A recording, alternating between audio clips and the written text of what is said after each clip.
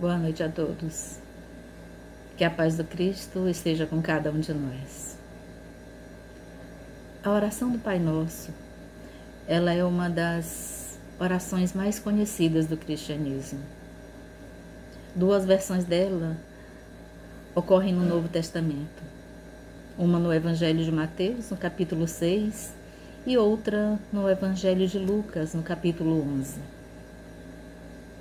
No capítulo 28 do Evangelho segundo o Espiritismo, denominado Coletânea de Preces Espíritas, os Espíritos recomendam a Kardec, o codificador da doutrina espírita, colocá-la no princípio do capítulo, denominado como oração dominical, não somente como prece, mas também como um símbolo, pois de todas as preces é a que eles consideram em primeiro lugar, seja porque ela vem do próprio Jesus, seja porque ela pode substituir a todas as outras. Ela é o mais perfeito modelo de simplicidade e de concisão. Ela resume todos os deveres do homem para com Deus, para consigo mesmo e para com o próximo. Encerra uma profissão de fé, um ato de adoração, de submissão. É também um pedido de todas as coisas necessárias à vida terrena e o princípio da caridade. Em razão mesmo da sua brevidade, muitas vezes o sentido profundo que suas palavras encerram, elas escapam à maioria.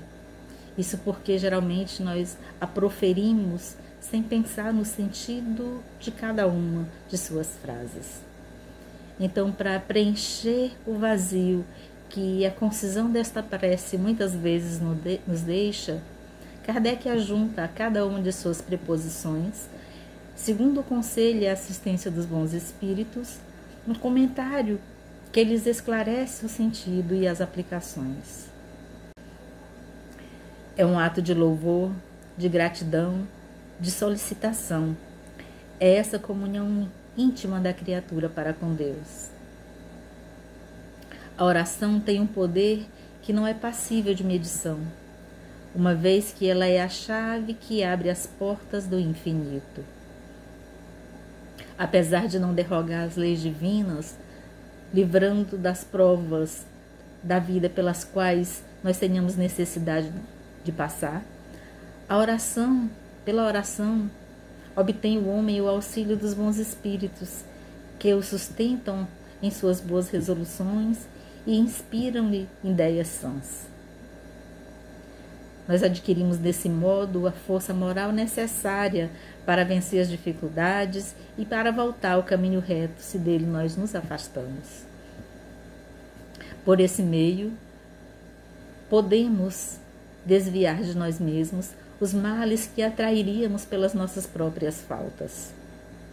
A prece, ela tem ainda o poder de fazer com que correntes de fluidos salutares sejam movimentados de acordo com a vontade, o fervor, com a pureza de coração.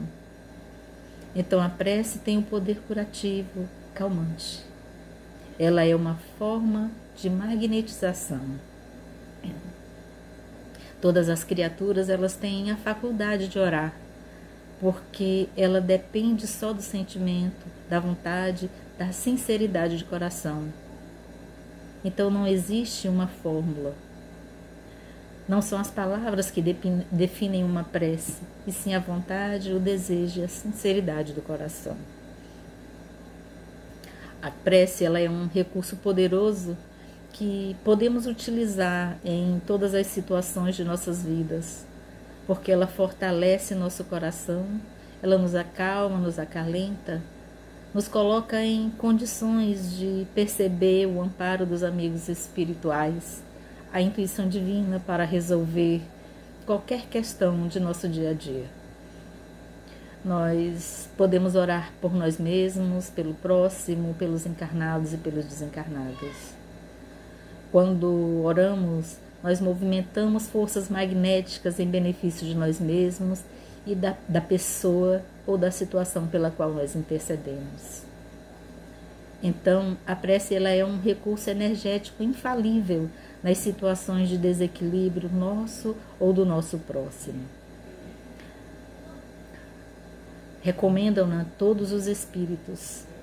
Renunciarmos à prece é negar a bondade de Deus, é recusar para si mesmo a sua assistência, a assistência dos bons espíritos, e para com os outros é abrir mão do dever, é abrir mão do bem que nós podemos lhes fazer.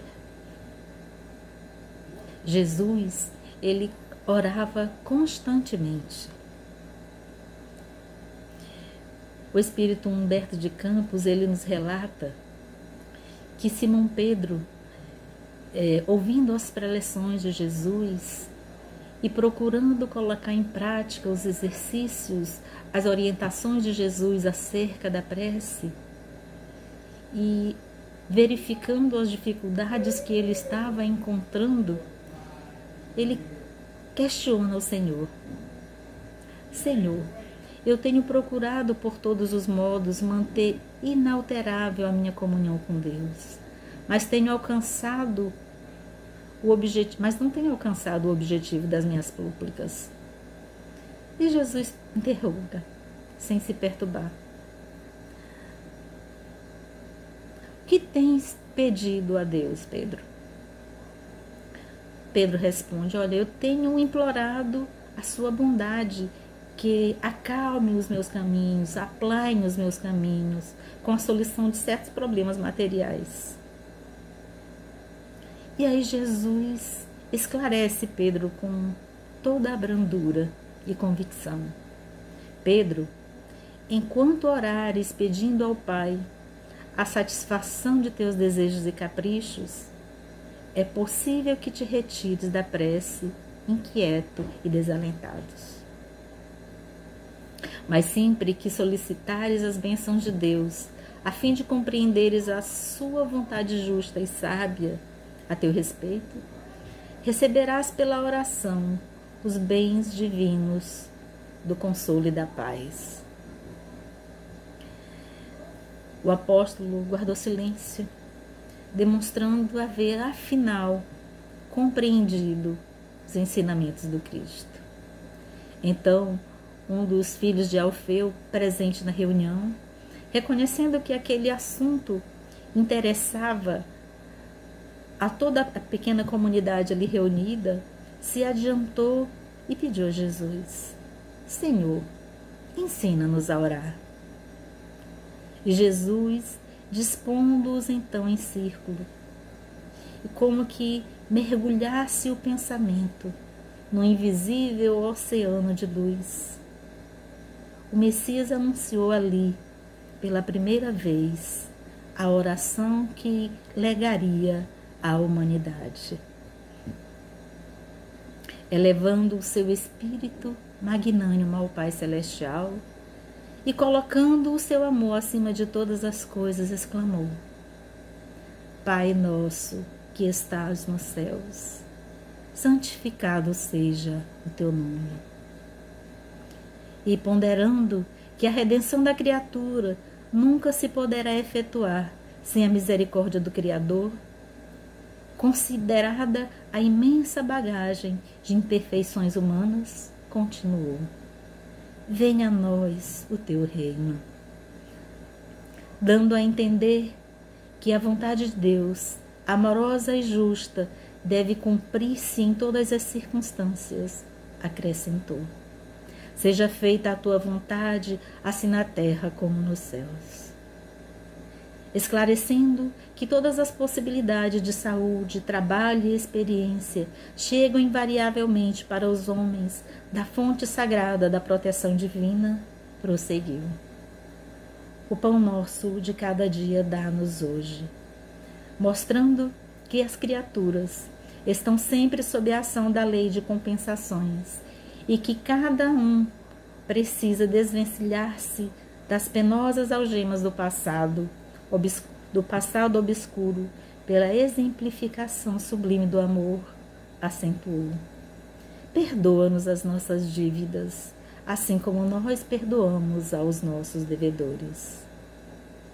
Conhecedor, porém, das fragilidades humanas para estabelecer o princípio da luta eterna dos cristãos contra o mal, terminou a sua oração dizendo, com infinita simplicidade: não nos deixes cair em tentação e livra-nos do mal. Amém. Considerando todos os demais ensinamentos do Cristo, podemos perceber em sua oração mais que uma simples prece, mas um roteiro seguro do qual podemos extrair profundas lições.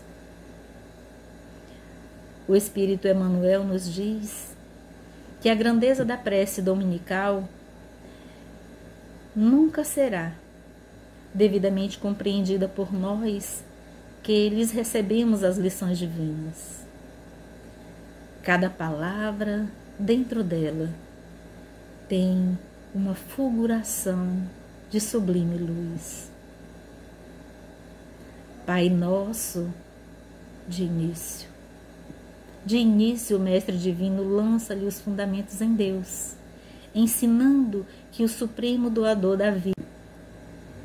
Nós podemos verificar esses ensinamentos do Espírito Emmanuel com esta pandemia do Covid-19, em que todo o planeta se encontra assustado, amedrontado com a expansão desta epidemia. Um momento em que nós somos chamados a exercer a fraternidade, a sairmos de nós mesmos, a vencermos o nosso egoísmo, a nos tratarmos como irmãos, a perceber que o problema do nosso irmão também é um problema do nosso. Se nós pensarmos só em nós mesmos, nós não vamos estar seguros, porque é um problema que afeta toda a humanidade. Então, o erro de um irmão, examinado nos fundamentos, é igualmente nosso, porque o erro, o problema de um irmão é igualmente nosso, porque somos componentes imperfeitos de uma sociedade menos perfeita, gerando causas perigosas e, por isso, tragédias e falhas dos outros nos afetam por dentro. Quando nós entendermos semelhante realidade, que os problemas dos nossos irmãos são também nossos problemas, nós passaremos a vencer o nosso egoísmo e passaremos a incorporar